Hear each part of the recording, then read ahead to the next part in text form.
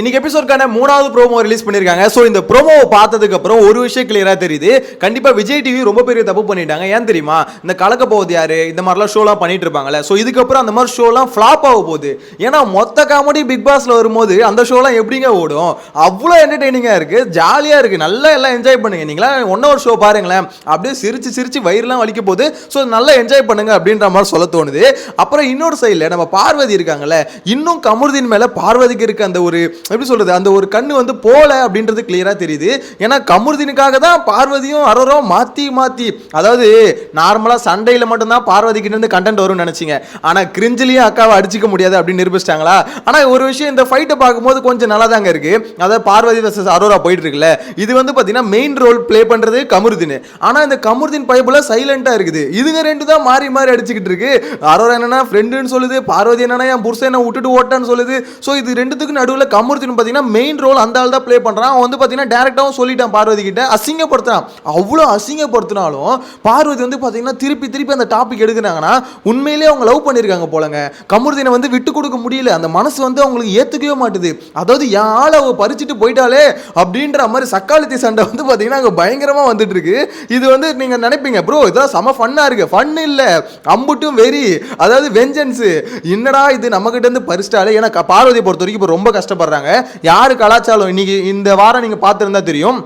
இன்னைக்கு காலையில் கூட விக்கல் சிக்கிரம்லாம் இருக்கார்ல, ஸோ அவர்லாம் பயங்கரமாக கலாச்சாரு.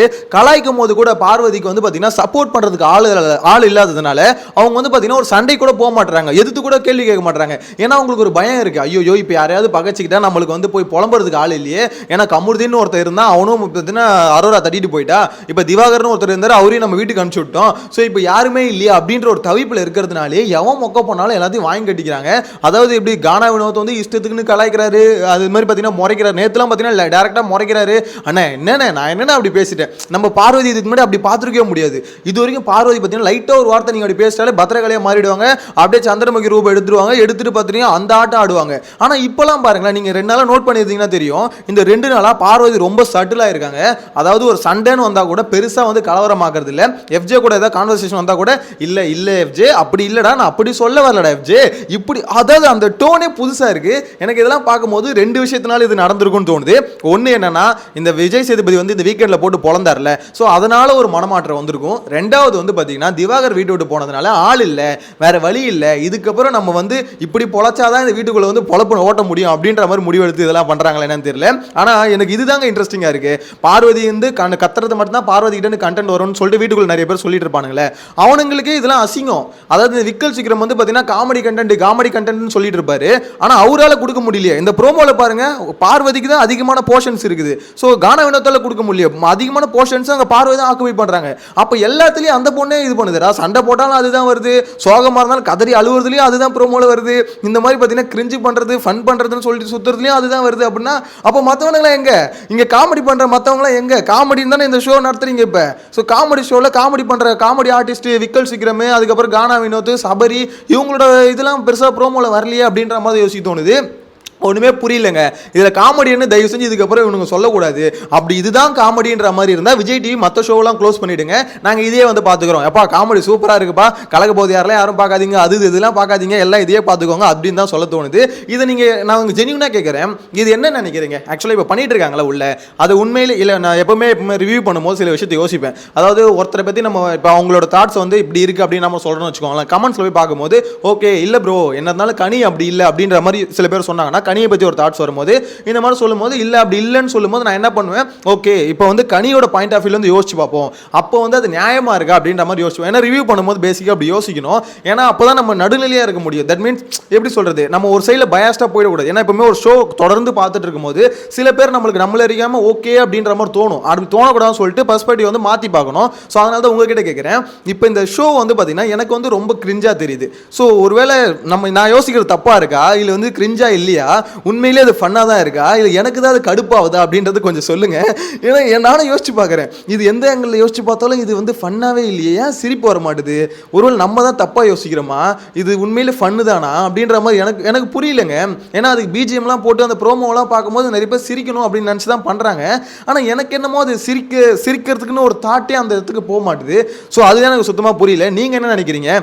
அதை முதல்ல கமெண்ட்ல மென்ஷன் பண்ணுங்க, நானும் தெரிஞ்சுக்கிறேன், மக்களும் தெரிஞ்சுக்கிட்டோம். ஒருவேளை யாராவது என்ன மாதிரியே தப்பா நினைச்சிருப்பாங்களே, இல்ல இது வந்து ஃபன்னு தான், நம்ம தான் வந்து எப்படி சொல்றது தப்பா நினைச்சிருக்கோம் அப்படின்னு நம்ம திருந்திக்கிறோம், இதுதான் காமெடி அப்படின்ற மாதிரி நாங்க வந்து மனசை மாத்திக்கிறோம். ஸோ அதனால அதை மட்டும் கொஞ்சம் தயவு செஞ்சு கமெண்ட்ல மென்ஷன் பண்ணிடுங்க அப்படின்ற மாதிரி சொல்லிக்கிறேன். எனிவேஸ் இந்த டாஸ்க் வந்து பாத்தீங்கன்னா ரொம்ப இன்ட்ரெஸ்டிங்கா போயிட்டு இருக்கு, லைவ் பாக்குறவங்களுக்கு தெரிஞ்சிருக்கும். ஸோ இந்த இன்ட்ரெஸ்டிங்கான டாஸ்க்ல வந்து அடுத்தடுத்த அப்டேட் என்ன அப்படின்றது லாஸ்ட் வீடியோல கூட சொல்லியிருந்தால ஒரு டாஸ்க் ஒன்று வைக்கிறாங்க அப்படின்ற மாதிரி. ஸோ இதுல வந்து பாத்தீங்கன்னா ரொம்ப பிசிக்கல் டாஸ்க் தான் ரூமர்ஸ் எல்லாமே வந்துட்டு இருந்தது. மேபி இன்னைக்கு ஒரு நாள் வந்து ஃபன்னா விட்டுருவாங்க அப்படின்ற மாதிரி நினைக்கிறேன். ஒரு நாள் விட்டுட்டு மேபி நெக்ஸ்ட் டே வந்து பாத்தீங்கன்னா இன்னும் கொஞ்சம் டாஸ்க் வந்து கொஞ்சம் ஹெவியா கொடுப்பாங்களோ அப்படின்ற மாதிரி தோணுது. ஆனா ஒரு விஷயம் மட்டும் கன்ஃபார்ம்ங்க, இந்த டாஸ்க் வந்து எவ்வளவு ஹெவியா கொடுக்குறாங்களோ அந்த அளவுக்கு இந்த வீக் வந்து கொஞ்சம் நல்லா போகும். டாஸ்க் இவங்க வந்து ரொம்பலாம் ஹெவியா கொடுக்காம ஒரு மாதிரி மட்டமா மட்டும் ஓடிட்டாங்கன்னு வச்சுக்கோங்களேன், வேலைக்கே ஆகாது. ஏன்னா இவங்களை பொறுத்த வரைக்கும் பிசிக்கல் டாஸ்க் கொடுத்தா மட்டும்தான் ஷோ ஓடும். இது வந்து ஃபன் டாஸ்க் வச்சு ஷோ ஓட்ட முடியாது. இது என்னோட பாயிண்ட் ஆஃப் வியூ. மேபி அப்படி தப்பா இருந்தா சொல்லுங்க. ஏன்னா நானும் அதான் சொல்றேன், இந்த ஃபன்னு வந்து பாத்தீங்கன்னா இவங்க கிட்ட எப்படி எடுக்க முடியும்னு சொல்லிட்டு சேனலும் ட்ரை பண்றாங்க. நானும் அதான் வரும்னு நினைக்கிறேன். ஒரு சில இடத்துல வருது, நான் சுத்தமா இவங்க கிட்ட இருந்து ஃபன்னே வரல அப்படின்னு சொல்ல மாட்டேன். கானா வினோத் போட கவுண்டர்ஸ் ஆகட்டும், ஸோ அதெல்லாம் பாத்தீங்கன்னா ஒரு சில இடத்துல வருது. அரோரா கூட இந்த ப்ரோமோல கூட அரோரா வந்து பாத்தீங்கன்னா அவ வந்து பார்த்தீங்கன்னா மினிக்கிட்டு வருவா அப்படின்ற மாதிரி ஒரு டைலாக் வருதுல பார்வதிக்கும் அரோராக்கும், அதெல்லாம் ஓரளவுக்கு கொஞ்சம் வந்து பார்த்தீங்கன்னா ஜாலியாக தான் இருக்குது. இல்லைன்னு நான் சொல்ல, சுத்தமாக மொத்தமாக மட்டமாக இருக்குது அப்படின்னு சொல்ல வரல, ஒரு இடத்துல இருக்குது. ஆனால் ஓவராலாக ஷோவாக பார்க்கும்போது நீங்கள் அதை வந்து ப்ரோமோ கண்டென்ட்டில் எடுத்து ஒரு கிளிப்பாக பார்க்கும்போது ஓகேன்னு தோணும். ஆனால் நீங்கள் ஓவராலாக ஷோவாக எடுத்து ஒரு 1 hour ஷோ பார்க்கும்போது வெறுப்பாக இருக்குன்னு தான் எனக்கு என்ன பொறுத்தவரையும் தோணுது. ஏன்னா இதில் ஏகப்பட்ட பிஜிஎம்லாம் போட்டிருக்காங்க, கரெக்டாக ஏகப்பட்ட பிஜிஎம், அந்த எப்படி காமெடி பிஜிஎம் எல்லாத்தையும் போட்டு ஒரு தடவை மேக்கப் பண்ணி இப்போ கொண்டு வந்திருக்காங்க. அது 1 hour ஷோவில் இதெல்லாம் எதுவுமே இல்லாமல் பார்த்தா அப்போ மக்களோட பாயிண்ட் ஆஃப் வியூ எப்படி இருக்குன்னு மட்டும் யோசிச்சு பாருங்க. இவங்க 2 பேர் பேசுறது வந்து எப்படி இருக்குன்னு மட்டும் யோசிச்சு பாருங்க. ஃபுல் அண்ட் ஃபுல் பார்வதி வந்து பார்த்தீங்கன்னா கமருதீனுக்காக அரோரா கிட்ட சண்டை போடுற மாதிரி தான் இருக்கும்.